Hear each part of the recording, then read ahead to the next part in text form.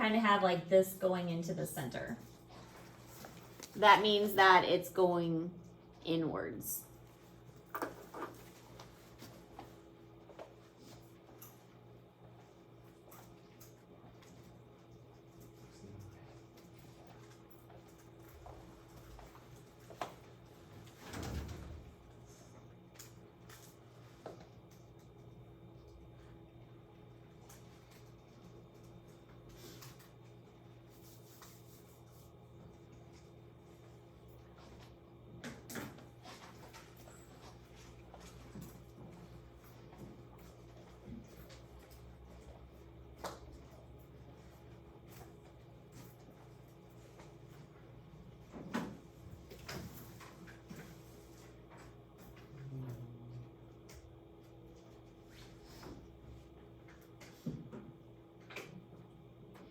All right, so here's a steep slope.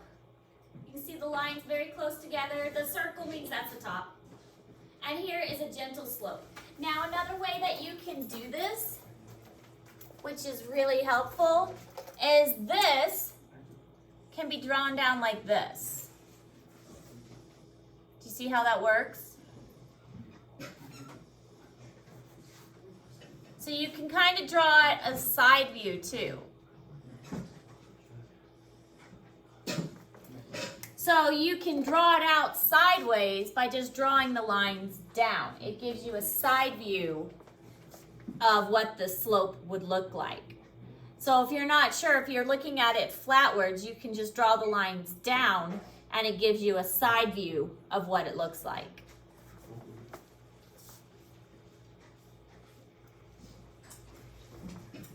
And it also tells you, okay, this is 14,000, 15, and so on. All right, and another example here. This is what it looked like on a map. This is what it looked like on a side view. Our top points, it has 3 top points, also has 3 top points. And you can see if we're walking this isn't going to change. This is the same all the way across. Same with this one. You walk across this line, you're not going up or down, you're walking straight across on that one. Is there a scanner back? Yes.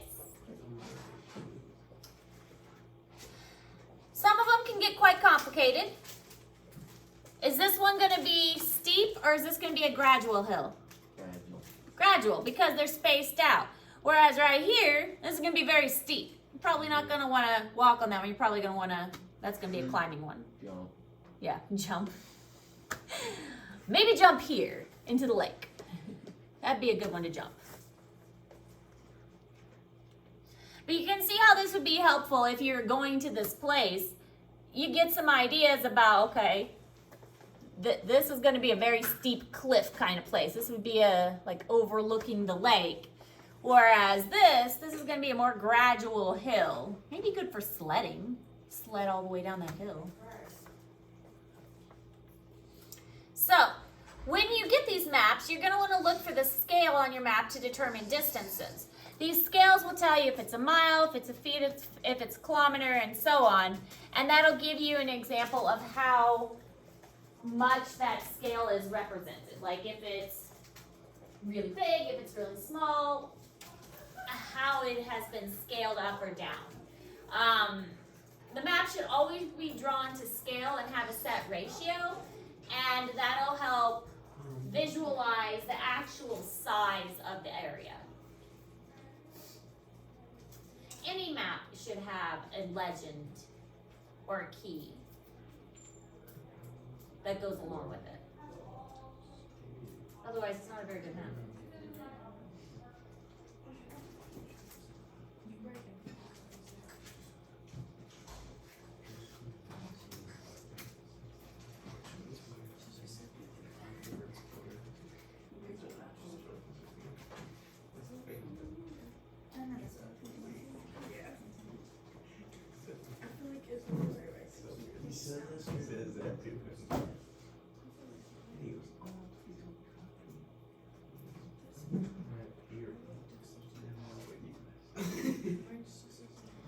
So a geological map is a map that shows the type and age of exposed rock. These maps are helpful if you are like looking for for specific fossils, looking for like caving systems. Missouri has a lot of amazing caves. That's something that my children, before they came here, they'd never been in a cave before. Kansas didn't have caves. My children had not had a lot of experiences with different things. They'd never played in a creek before they came here. We didn't have water in Kansas. There were no creeks. They had never seen a crayfish. We went to a creek and they were like, "Mom, there's a lobster." I'm like, "A what?" "We saw a lobster." I'm like, "A lobster?" "Yeah, it was it was a crayfish." "You saw a crayfish." They swore up and down it was a lobster. They saw a crayfish for the first time. I'm like, "Okay, we saw a crayfish."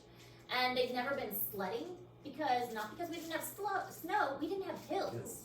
We didn't have hills in Garden City. It was flat. And so we've had a lot of experiences, and caving was one of the experiences we had because they'd never seen a cave. So a geological map is an example of something that is helpful for different states to show what kind of materials those states would have.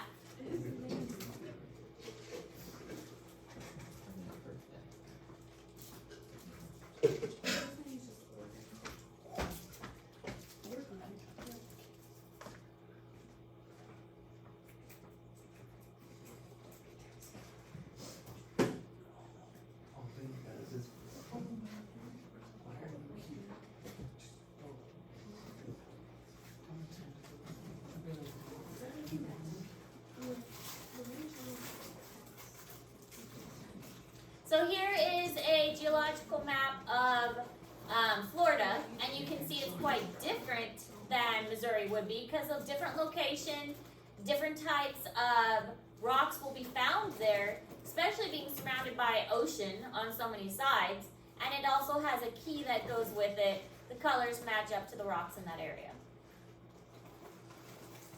So satellite technology is going to help us understand the mapping better.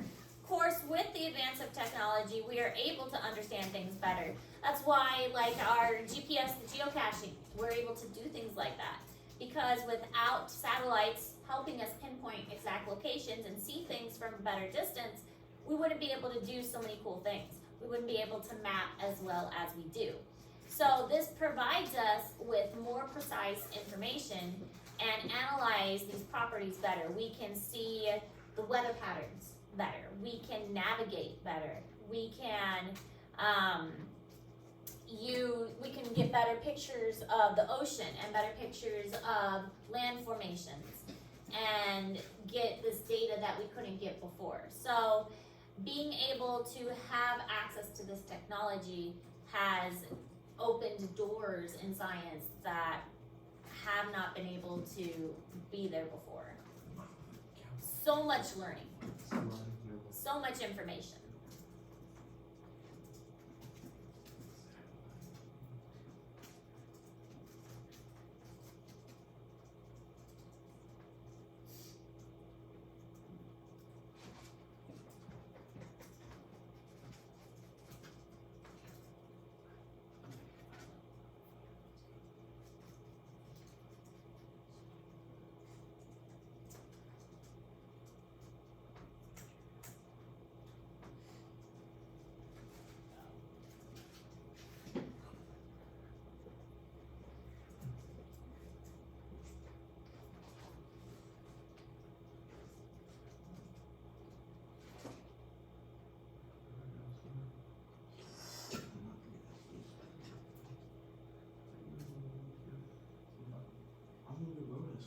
All right, so that's all we're going to learn today.